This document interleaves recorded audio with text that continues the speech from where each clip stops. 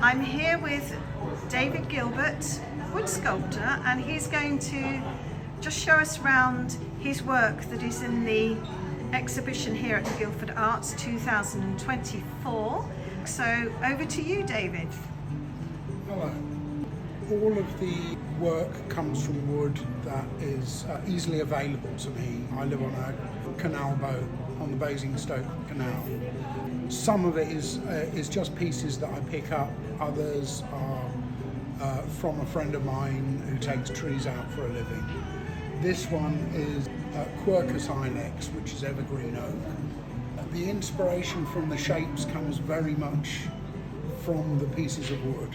I always find something within them. I use mostly green wood or wood where it has been taken out because of some kind of disease.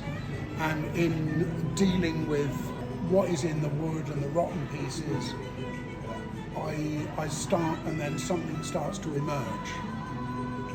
Like with this one, the black areas were disease, and once I'd carved them out, it left an interesting shape.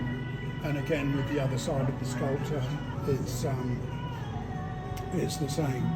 With some of the pieces, it's very much following the crack. As it's mainly green wood, you can't avoid it splitting and moving around as soon as you start removing the bark and working on it. This is especially true of the egg. This one here.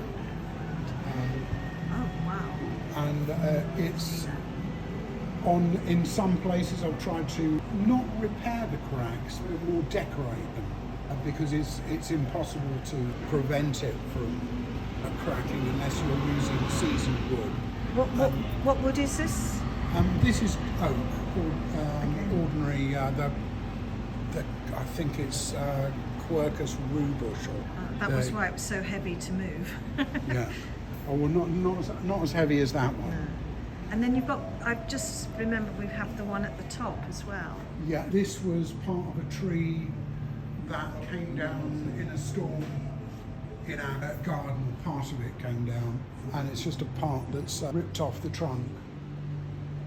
So that's just one piece, sorry, the same wood, is it? Or? No, it's oak, and the other is a piece of ash that came from a tree that was felled a couple of gardens away. Just have to come in because of the grain here. It's absolutely gorgeous grain. And it came down in Storm Franklin, which is why it's called Franklin. Number 2 or 3, I can't remember which. Okay. Yeah. Interesting. And we've got this bowl here. The bowl is a piece of hornbill. It goes against the general orthodoxy, which you don't usually carve bowls from cross sections because they tend to split so much. This one peculiarly hasn't, and I love the unique scallop shape of the trunk. That's a small piece compared to these ones over here that we are going to go down to see.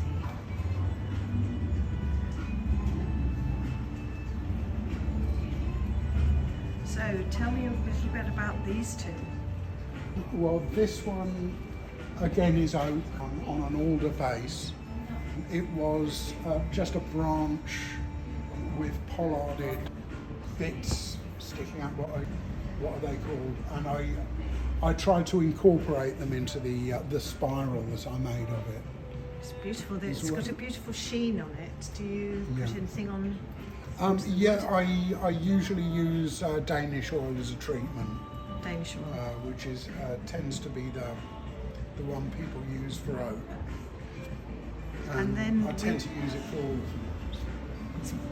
It's gorgeous, and it's really showing off the on the shoulders and here the beautiful light hitting off this. This one is chestnut. It came from an enormous wedge that was in my friend's wood yard, and as soon as I started working on it, I sunk the chainsaw in, and it was rotten. It was just powder.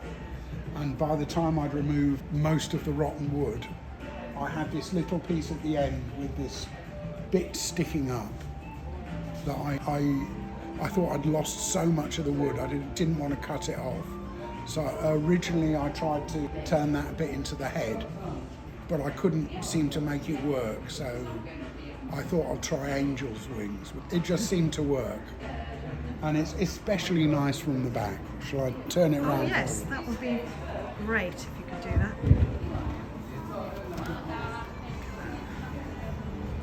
Is it far enough? That's beautiful. Well, thank you so much, David, for telling You're us about most your welcome. work. And Thanks for your interest. you're welcome.